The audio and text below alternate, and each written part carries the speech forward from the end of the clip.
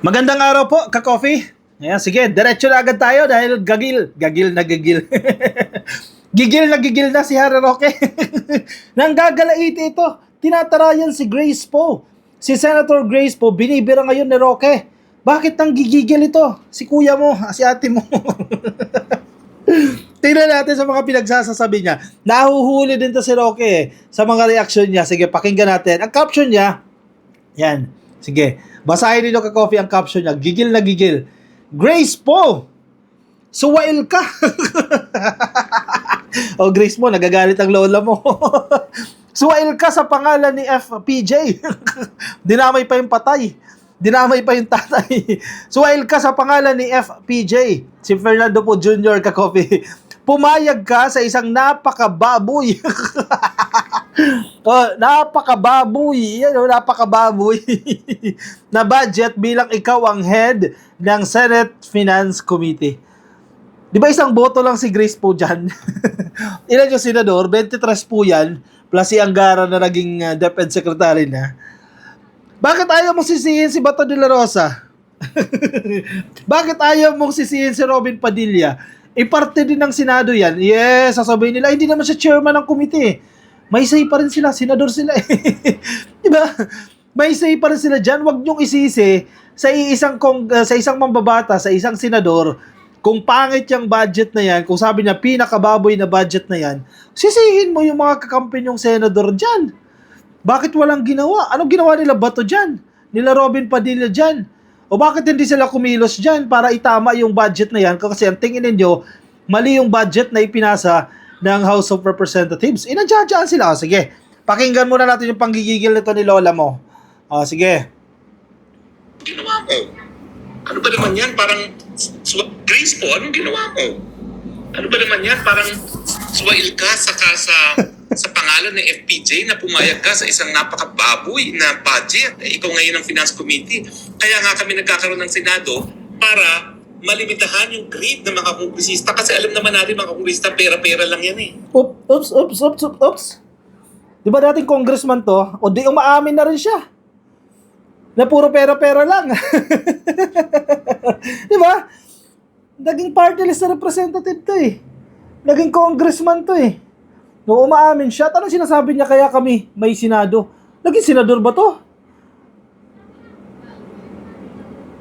Parang hindi ako matandaan na naging senador to. Nag-a-assume lang. Nag-aspire maging senador. Tama ba ako? I-correct niyo ako ka-coffee kung mali. Naging senador ba si Roque? Alam ko hindi. Nag-aspire maging senador. Tumakbo pero kulelat. Hindi nanalo. Kahit na in-endorso pa siya ni PBBM, dumikit siya sa unit team, nagpaka-plastic ito para manalo lang. Hindi pa rin nanalo kasi ayaw talaga sa kanya. Taklesa kasi. Diba? Kung ipahiya niya ngayong media eh. Ipahiya niya yung mga reporters ng Rappler eh. At ng ibang media organizations eh. Wagas-wagas itong si Roque eh. Oh, tas nagmamalinis siya. Meron pa siyang sinasabi ha. Mamaya pag-usapan natin yan. Isa pa, pakinggan nga natin ulit ito. Nakakatawa yung taksil ka. Grace po, anong ginawa mo?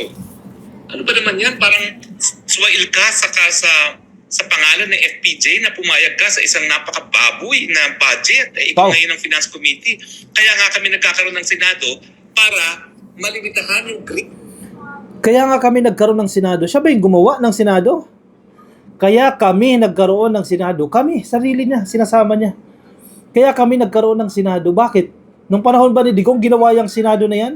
Nung panahon ba ni Digong, posible yan ang tinutukoy niya na kami during their term, ay binago yung proseso ng pagbabudget at dadaan sa Senado. Panahon ba nila yan?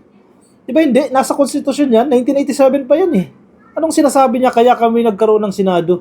Ewan ko sa'yo. Na mga kongresista kasi alam naman natin mga kongresista pera-pera lang yan eh. Kaya mga senador nandiyan dahil mas malawak yung kanilang paningin. Talaga ba?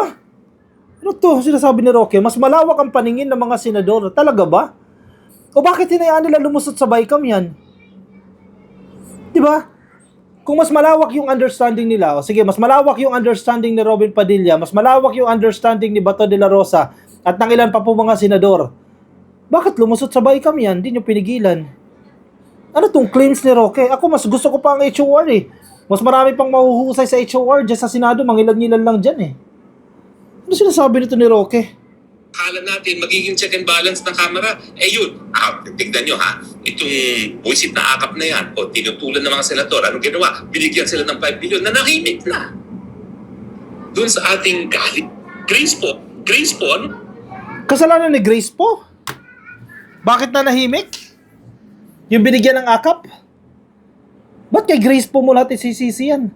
Kung pangit yung budget na yan, yung 2025 budget na yan, problematic at sinasabi ninyong illegal yan, unconstitutional yan, hindi kasalanan lang ni Grace po yan. Posible, parte siya. Ganyan din ang narrative ni Zubiri eh. Si Zubiri, dinidiktahan niya sa PBBM na ayusin daw po yung unconstitutionality o pagiging labag sa batas ng ilang probisyon dyan sa budget. O bakit utusan mo si Marcos ngayon? Di ba dumaan sa inyo yan? Sa Senado pa lang, sana inayos nyo na yan. Bakit di nyo inayos yan? O ngayon, nagkukukuda-kuda kayo dyan ngayon. Oh, ngayon si Roque, sana nanalo ka munang senador. Kung nanalo ka munang senador, o kung nanalo kang congressman, sige, representative ka dyan, edi sana, nagkaroon ka ng kapangyarihan dyan para hindi maipasa yung batas na yan. O anong ginawa nila Pulong Duterte dyan? Oh, nung budget hearing, isa na nagsisigaw siya doon tulad ng ginagawa ng Makabayan Black noon. Mas gusto mo pa yung Makabayan Black, mas okay pa. Kasi kahit 3 lang sila, pag ayaw nila. Pero uma-attend sila ng hearing. Ito, anong ginawa nila Marcoleta dyan?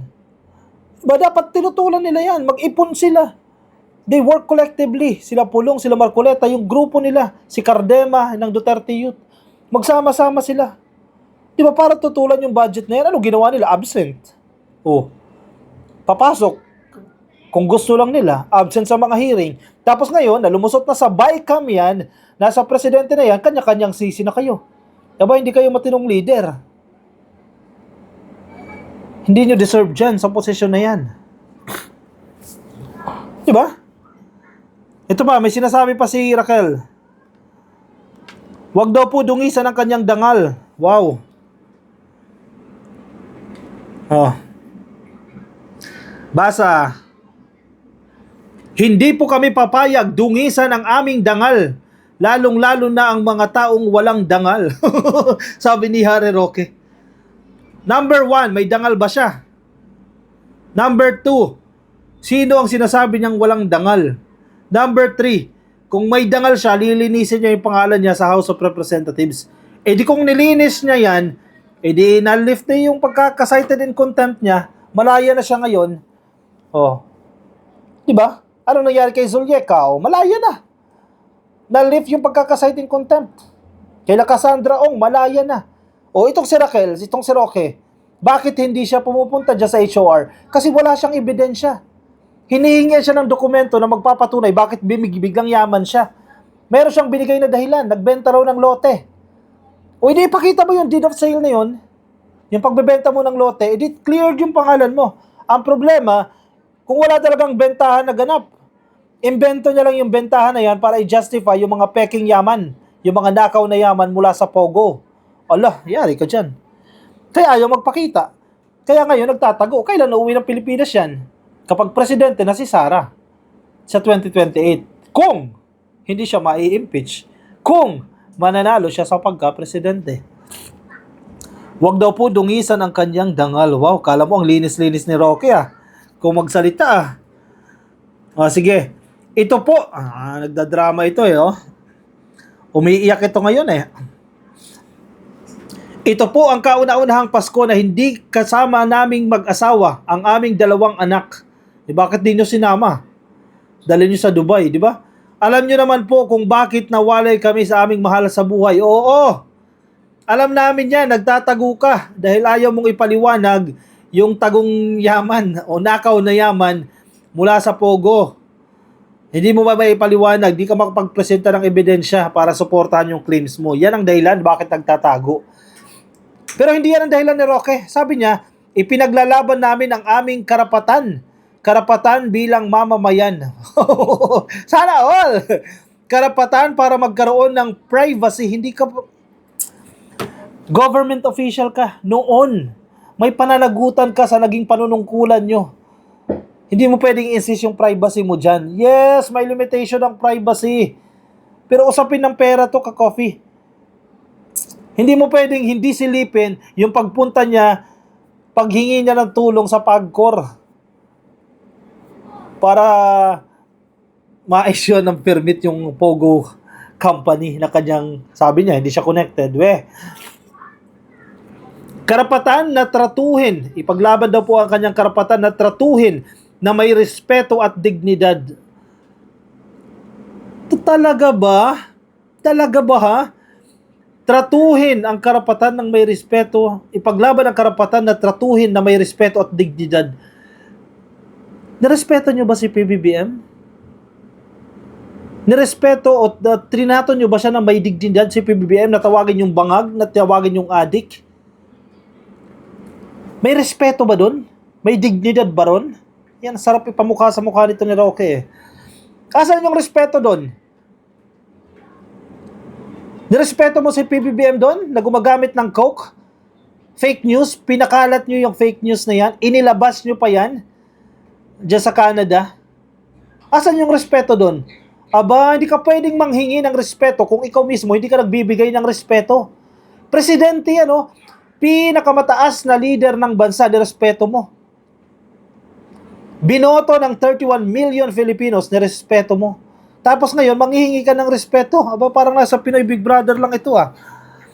Yung nanghihingi ng respeto, sabi ang respeto, ginigain yan. Hindi yan hinihingi, nagigain yan. Kung ikaw ay kagalang-galang, igagalang ka. Kung ikaw ay kagalang-galang, igagalang kita. Pero hindi ka kagalang-galang eh.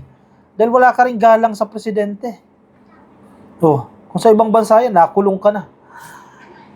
Hindi po kami papayag na dungisan ang aming dangal. O nasaan ang dangal? Tama ba yan? Makipaghagel ka sa PAGCOR para bigyan ng permit ang Pogo? Tama ba yan? Mangulit ka? Mag-follow up ka kung kumusta na yung permit? Naku po, mali yan. Lalong-lalo na ang mga taong walang dangal. O yan, sinabi niya yung sarili niya. Sino tinutukoy niya walang dangal dyan? Ay nako Roque, niloloko mo yung sarili mo. Niloloko niyo yung sarili niyo. Maghanap kayo ng kakampi. Kami, gising kami sa kalokohan ninyo. Iyak siya ngayon eh. O siya, anong sa inyo dyan ka-coffee? Sige, komento po ang inyong mga reaksyon, ang inyong opinion. Para mabasa po yan ang iba nating mga ka-coffee. Yung mga nasa Facebook po, pasuyin na lang like and follow. Nasa YouTube, click lang po ng subscribe at hit nyo na rin po yung notification icon para kayo po i-update na sa ating mga bagong upload. Maraming salamat po sa mga sumama. Ingat po kayo, nasan man po kayong panig ng daigdig. Paalam po.